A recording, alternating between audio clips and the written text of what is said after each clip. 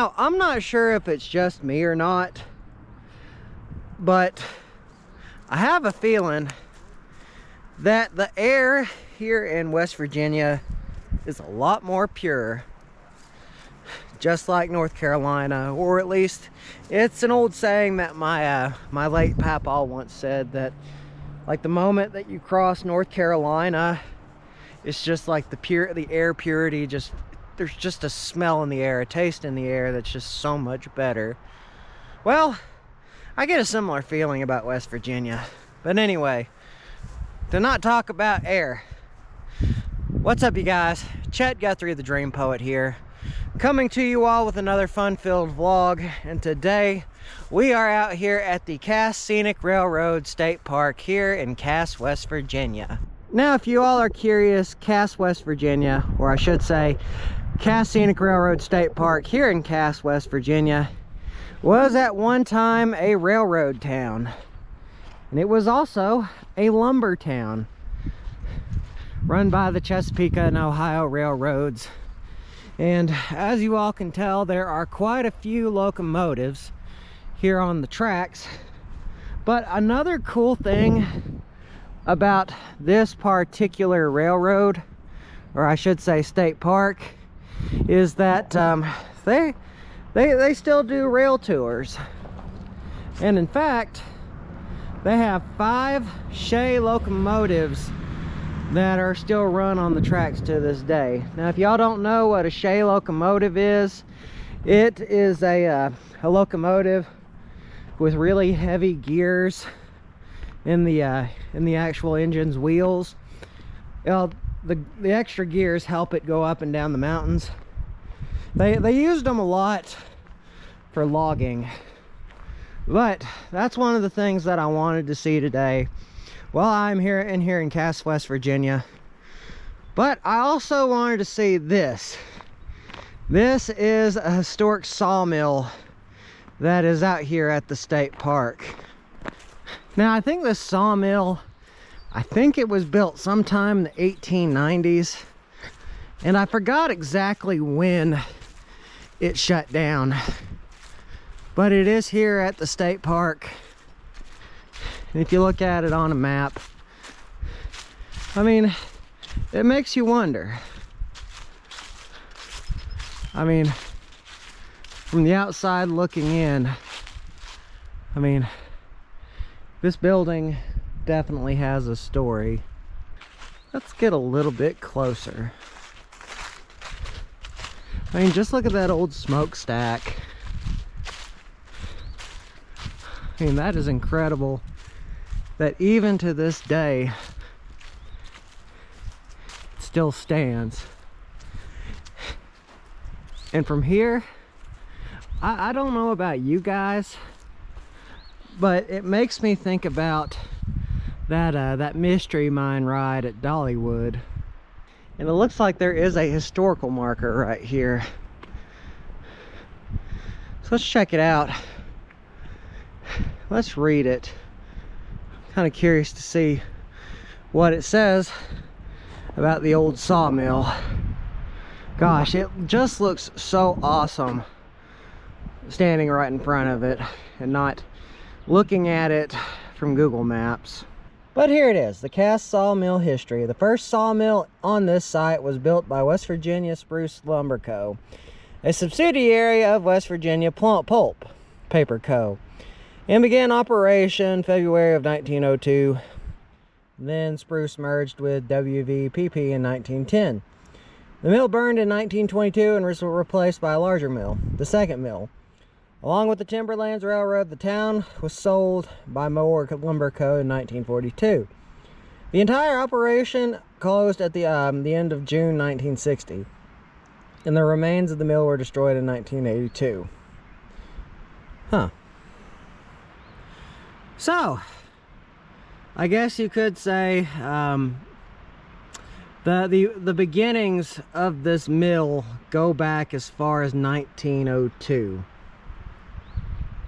And well, present times I mean, there's mostly just a bunch of stuff laying around, but I mean, it's still really cool to see, like, all of it. I mean, just look at those gears at the end of it. And if you look, you can kind of, oh wow, you can even see a saw blade down there. Okay, now that is really cool. That is awesome, especially. That's one of the things that you want to see when, you know, you see a sawmill, is the actual saw blade that did all the cutting. And it looks like here's the map of what the guts of the sawmill look like. From the innards to the powerhouse to everything. I don't know. It just feels weird looking at it. Like knowing that, you know, there used to be like hundreds of men day in and day out that used to call this place work. And while it's not work anymore, it's a pile of metal. Well, not really so much metal. There's still a lot of cool stuff. And right across from the sawmill, here is a giant piece of American chestnut. And you know, if you clean that big log up, that log is probably worth about $800 and maybe even more. But here's what it says about this American chestnut log. The circumference is 31 inches on a small end, estimated 225 years old at death. Found on nearby Droop Mountain in 2007, likely succumbed to the chestnut blight that was swept east in the 1920s, but the wood was survived due to its natural rot resistance. The chestnut was the dominant tree through much of the eastern deciduous forest and was relied on heavily by animals and people for food and shelter. Its wood was highly prized by craftsmen even today. West Virginia Pulp and Paper Company processed up to 7 million board feet of chestnut here in the cast mill. So, as I say, I mean, that is why chestnut is so expensive. It's very sought after. It's a tough wood, and the wood itself actually is even rot resistant, kind of like cedar. So not only was it tough, it was also rot resistant, and it would last forever, like forever, in the realms of what do you call it? Oh yeah, lumbering. And I can't say that I'd ever think that I'd see one of these in my lifetime. But this is a chassis system snowplower. Like, you see pictures of them online and in other parts of the country, usually out west and far up north where there's a lot of snow and whatnot. But really down here in the south, you really don't see them all that much, especially with it being chassis system. I mean, chassis system, I think that, well, yeah, that's a bit more far north. Now, there's an interesting story how the chassis system became, or how the chassis cat became the icon of the chassis system. Now, it's been a while since I've heard that story, but way back when, that's how it used to work. And here is the interior of this old snowplow. And it is pretty worn out. You gotta think how much snow it must have moved back in the day. Must have been incredible.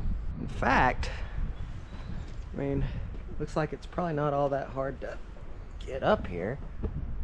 Let's check out the insides. I'm curious.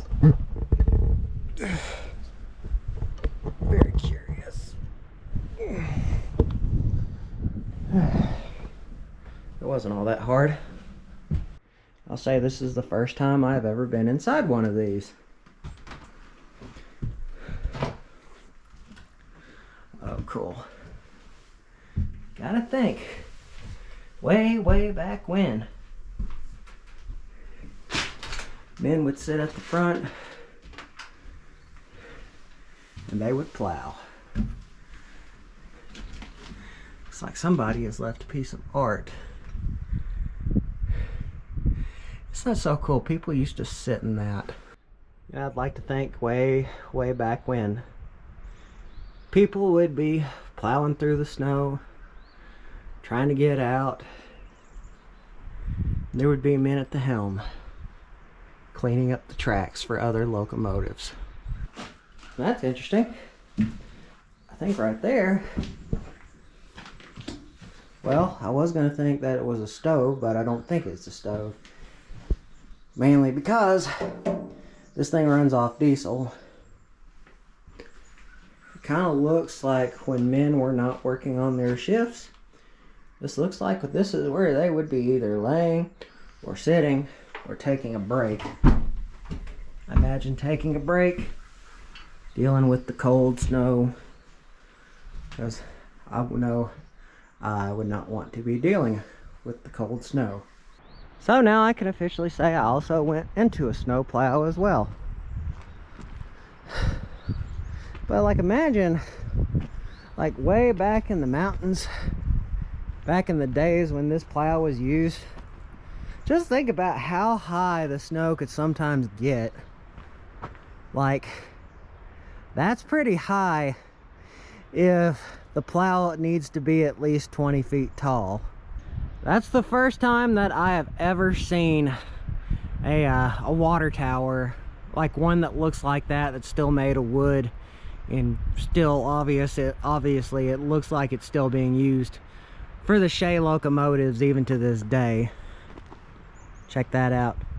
On this old, I think that would be a log car, probably not, Cass Railroad, or Cass County. I like the fact that, you know, you still have the, like, the old school paint job there, and to this day it's still, I mean, that is just really awesome. I mean, it still has like the historical vibe to it. Now, by the way, just to note, we cannot go any farther behind that, behind this water tower, just because beyond that point, that's where they do all the work on these locomotives. Like, this is where they bring them back to life. And I think that they may do tours as well, I think. But anyway, I'll have to put that on a list for next time.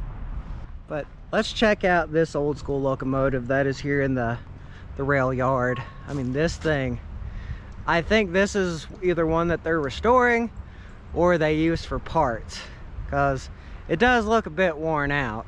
In fact, I like how it's painted, or at least this coal car. I mean, that is big. But right next to it is the one why I say I think this one might be one that they're using for parts. Or at least I'm thinking that they use for parts, because you can see that there's a lot of things that are picked and plucked off of it. So I'd probably say if that's the case, maybe it broke down at one point.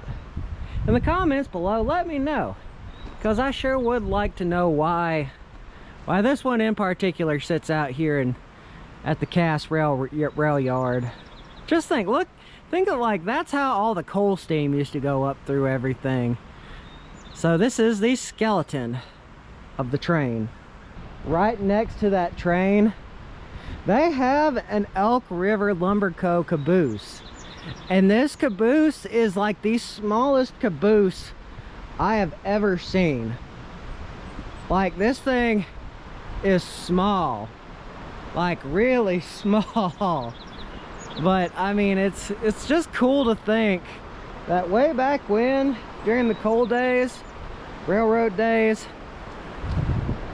a lot of men would fall asleep in that car and just trying to escape the, well, no, if you look at the very top, I know you can't really see it, but they have a stack, like a place where, you know, they'd have a furnace, so it wouldn't really be all that cold. And just beyond the caboose, look at the old rails that they have here, that they just kind of like hang next to the water as it's going into the river. And like right next to the sawmill, look at all the pipes that used to run back and forth. I mean, I know that's me just being weird. I think it's me just being weird, but I think that's really cool. I mean, that's probably where all the water came from, or some other kind of fluids or whatnot. And just beyond this bridge, looks like we do have some more stuff. And I really think this bridge is really cool. Like, This bridge reminds me a little bit of maybe of something from oh, what was that movie based on the book that that Stephen King wrote. Anyway, the kids go out, they find a body. That movie. Anyway, it'll come to me. Just watch. Just watch. And now I'd say I think this is where the Cass train goes to. So we do have some more old cars right here. By the way, I like seeing old signs like that. That is cool. I don't know what it is about old signs like that that makes me smile. Maybe it's the fact that, you know, I grew up on locomotives and trains and whatnot. And anyway, I don't know, you see them at antique stores sometimes, but I don't know, maybe it makes me think back to better days during my childhood. And look at this baggage car, or at least I think it's a baggage car. Maybe it's a cargo car. Let me see. Elk River. So yeah, this is from the Elk River Railroad. And it looks like this one is just kind of sitting here rusting away, which is kind of sad. But then again, I say that about a lot of abandoned locomotives I see. But then again, I mean, there's something special about like locomotive cars that, you know, have been sitting to the wayside for a while. You know, they still tell a story that I kind of wish, you know, they had a voice to learn about, you know, what some of these locomotives tell. And it looks like maybe we can take a look at the inside of this one as well. Ooh. Yeah, we can. Oh, that's cool. Look at the inside of that. Here, let me make a couple of steps and let me get up there. Well, that was easy. I know I'm not in the best shape, but I think the abandoned train that's out in East Tennessee and Petros, I think this is a similar car. Anyway, that's like right behind the green locomotive. But look at the size of those bolts. That's crazy. I think that's like what held everything together. I'd probably say like each one of these particular pins, these things probably weigh at least 50-60 pounds. And it looks like this is where they keep storage, but I don't blame them, because you wouldn't want stupid people getting in and pulling these out. By the way, look at that little turbine. That's cool.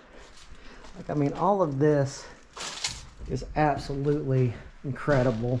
And now I have seen one of these old school diesel locomotives before. Looks like they have one right there, and they have a green or blue one right over there, but this one looks kind of empty. So I think we're going to get back down. We're going to check out the rest of these trains. Whew, that was hard. But now that we are back on the ground, it looks like somebody has been giving some graffiti love to this one. Although I'd probably say that they can keep their love, because I know I'm not a fan of when people graffiti, you know, stuff like this. It's very sad, and it's, to be honest, it's kind of stupid. Huh. Looks like there's no glass on that one, so maybe they removed it just so you know, just so people couldn't destroy it anymore. And I think that's a similar one to the one that I saw in Todd. A very similar locomotive. probably meant from around the 20s or the 30s, a diesel locomotive.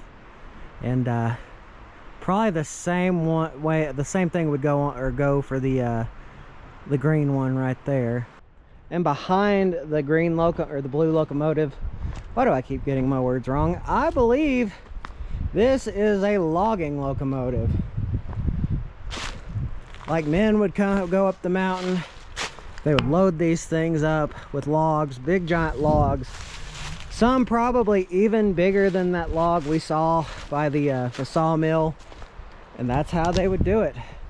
They would bring it down the mountain so it could be turned into furniture and other lumber and other things. This one, I don't think I've ever seen one like this before. Some big giant gears. That's probably I'm guessing probably some mechanical stuff, some kind of equipment.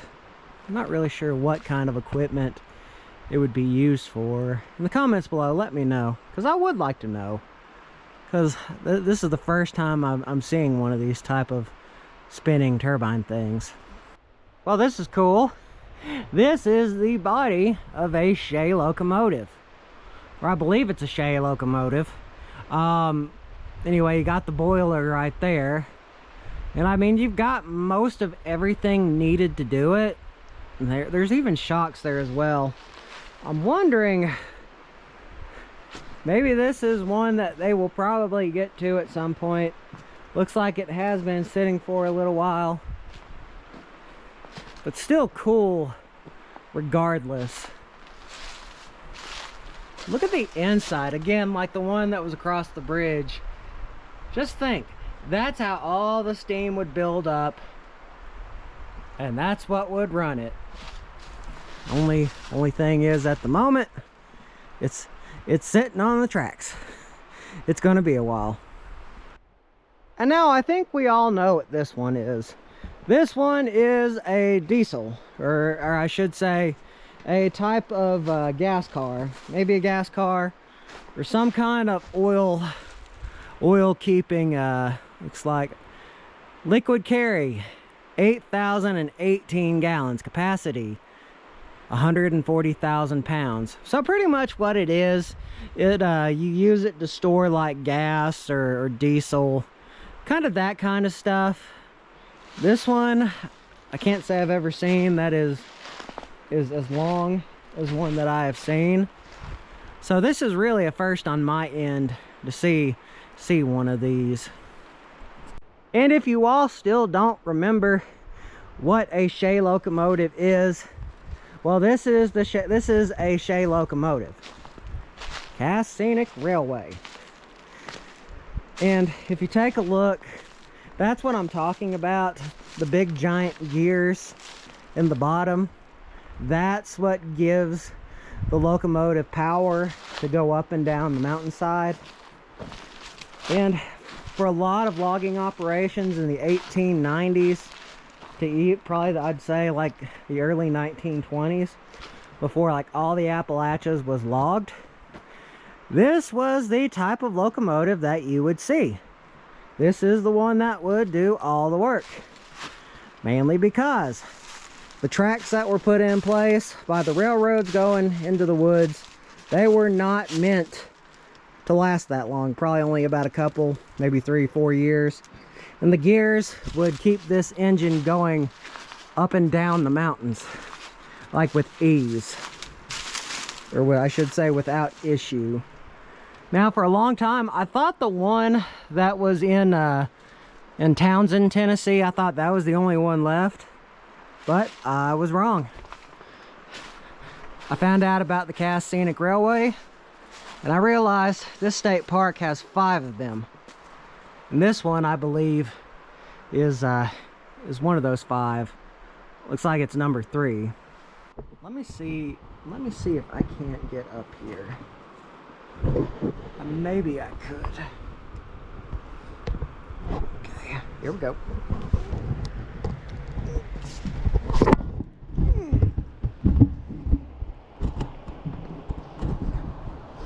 There we go. Just as easy pulled something in my back the other day, which isn't a good thing, but I still made it up here. Although, I'm not gonna do that again anytime soon. It's almost as if it's like a ghost or a corpse of some sort, making bellowing steam as it makes its trip to pick up lumber. And then for a long time, it carried a different kind of cargo. People. Where there are leaves now, this is where coal would be. Coal and wood. I think that would be a coal as well. Or maybe water. And no telling how many people have sat in that chair. Or this chair. And I don't know what it is that it seems so hard getting up into a locomotive, but yet it is so easy so easy to get down. Like, it took me like 2 minutes to get up it, but I dropped in a matter of seconds. Now, again, I don't think this one really needs any explaining, just because there's one right there, right next to that Shay locomotive. Of course, here's a coal car. And by the way, do you all remember that one video I did a while back? I did do one where I went out to, I think it was Scott County. And in Scott County, there is a train wreck that is hidden in the mountains. Like, you have to know where it's at to get to it. It's just one of those things that you just kind of have to know where it is. There's another cargo car. Cargo car? Anyway, that's probably wrong. But I think this may have actually been a mail car, because look at all the different types of doorways that they have here. I think this would be one where you would get your mail. Or maybe it would be a lunch car. Who knows, maybe it's a lunch car. There's a door right there. Now, obviously, there are quite a few doors that are open, but I don't know. I just don't feel like I can get up there. I think my train car quota has been met today. For the most part, anyway. Looks like that was a way to get to it at one point, but I don't know. I'll leave it for the next adventurer.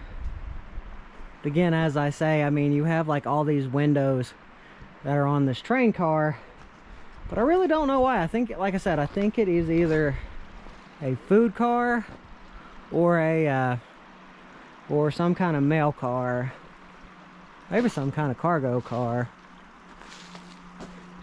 It looks like some guy looks like he crashed into that one. And now I have seen many of these before. Industrial brown hoist, the one that ran into this car. I believe it would be similar to a log loader at the time, or bringing stuff up and down the mountains. I mean, I think just, it looks like it. I mean, it looks similar to a log loader, so I imagine maybe it's just one that was a bit more industrialized before logging left the mountains in this area of the United States. I'm thinking anyway. Looks like the Cass Scenic Railroad State Park definitely has some stuff to work with just in case one of these locomotives goes down. As you can see, for quite a bit of ways, there is a lot of equipment that they could use.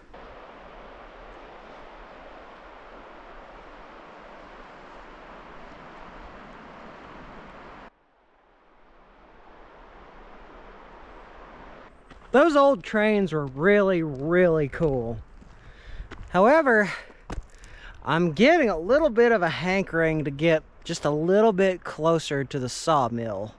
Looks like there is a way to drive down here just to get a little bit closer. I did see a couple of signs that say restricted, so I want to adhere to that, but at the same time I would like to just get just a little bit closer. Like, for example, just look at the foundations of the sawmill right here. I mean, this is really, really cool. It's just kind of sitting there, rusting away. You know, these particular, oh, what do you call them? I forgot what they're called exactly, but they remind me a lot of what I saw in Nuttleberg yesterday. Stilts, I guess that would probably be the word. Yeah, I think this would have been one of the original foundations of the sawmill. We are in the sawmill, but with respect to the state park, not going much farther beyond the point where it says that it's a restricted area. And I think mainly it's the big building by itself, just because that's a lot of metal and that could turn into a pretty bad accident if somebody tripped and fell. Or that's just my common sense talking. I don't know. I'm trying to work on my checking out some of these older and abandoned places. So it looks like the road does go down a little bit of ways. So we'll check and we'll see what that looks like. Awesome. It looks like we can go just a little bit further. But I'm not gonna lie. My inner urbexer is screaming right about now. But no, I will be respectful. And again, said it at the beginning, it looks so much like like the mystery mine at Dollywood. Maybe that's where they got the idea, or maybe it is where the idea is. But I think it's really cool that they still have all the machinery that's out here in the field. I mean, it's obvious. It is obvious that it has exceeded its lifetime, or its life expectancy, but it serves a new purpose now. I mean, we can now enjoy it for what it is. Just a beautiful piece of abandoned architecture. Looks like we can walk around the other end. As my generation would say, this is bad A. Yes, I believe that came with the millennial generation. Oh my God. Look at the interior of it. Look at like all the various different gears and cranks and everything that made it run for the life that it had. No telling how many tons of wood came out of the cast sawmill. And I'm believing this is probably as far as we can go. But I'll tell you, I would love to go inside this thing, but I'm not going to, with respect to the State Park Service. Oh my God, why does it have to look so cool?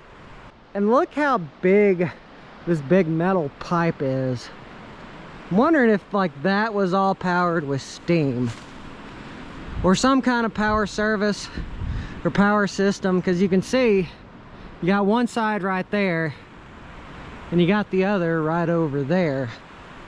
So I'm wondering if either it was water or if it was steam or something that was a power source that kept the mill going way back when.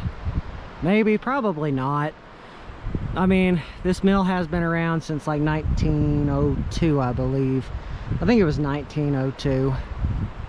But over here, it looks like there's also some kind of steam engine. It's one of those old steam pumps from way back when.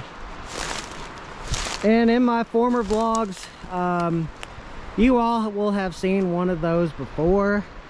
There is one just beneath Klingman's Dome. I don't recommend the hike. It is off trail a little bit of ways. Now if you have like a GPS and you know the coordinates, I mean that's how I'd recommend doing it. But just know I'd probably recommend taking what might seem to be the long end, just because it is for the most part it's flat land. And if you do it the way I did it, that was all straight down the mountainside, and I will never do that again. That thing is huge. But I like the fact that it's just sitting here by the riverside, just rusting away. And if it were the summer, I would be jumping in that. The cold mountain streams. I'm not gonna lie, this is the side of the Cass Scenic Railroad State Park that I really wanted to see. The abandoned, well, not really so much abandoned, well, partially abandoned. The locomotives, I think those are projects for the future. But now that we have seen this side and why I wanted to see it, let's check out the outside of the state park, where the depot is, the company store, the stuff that is probably what Cass is known for, the state park is known for.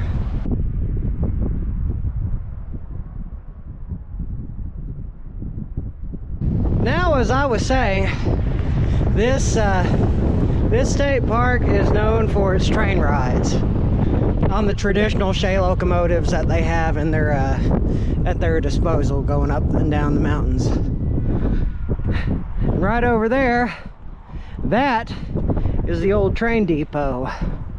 I think that's the original in its entirety, although I think it has seen some renovations, possibly. Now, if you want some more information, Camp 1, where it all began. Logging camps provided housing and meals for wood hicks working in remote areas of the mountains. The original camp for railroad workers and loggers, built in July of 1900, was used to house the Italian rail workers who constructed the initial part of the rail line up to Cheat Mountain. I guess they were cheating in a way. Aha, aha, aha. Progress on all rail construction was fast, and by December 1901, Camp 4 was in operation. Each camp typically consisted of a main building that comprised of the bunkhouse and the kitchen, stables, skidding horses. In the kitchen, a good cook was an important component to camp life, as meals were provided for the wood hicks. When a camp moved, the buildings were abandoned and new buildings were constructed at the new site. So, this is Cass. And it looks like this was Cass way back in the day. And unlike the train cars that we saw at the construction site where they work on the locomotives, these are completely restored. And it looks like they go on for quite a bit of ways. And that's a coal car. That's probably what the original color would have looked like, quite possibly. Unlike the ones that we saw going back there.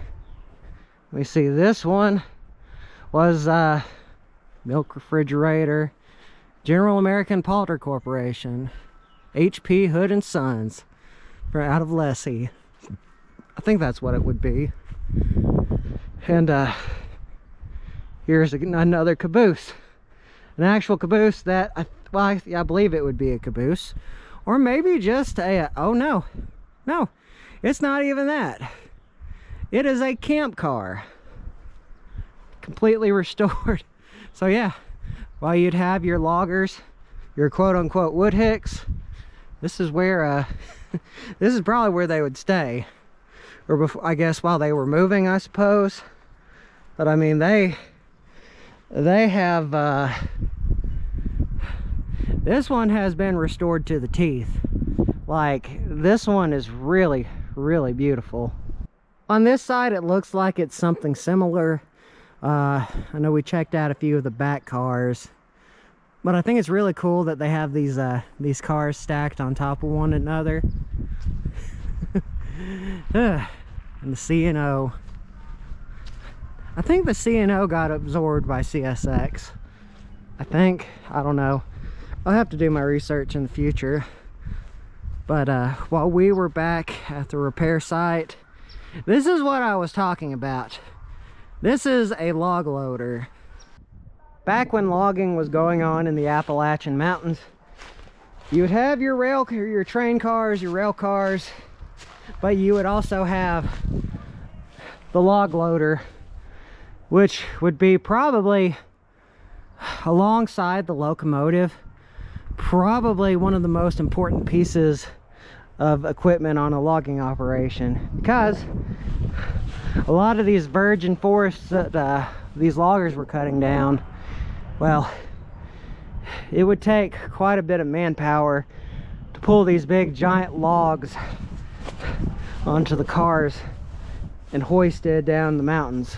I don't think the word would be hoisted, but yeah, this is the one that I'm talking about. This is a log loader. All this is just so awesome.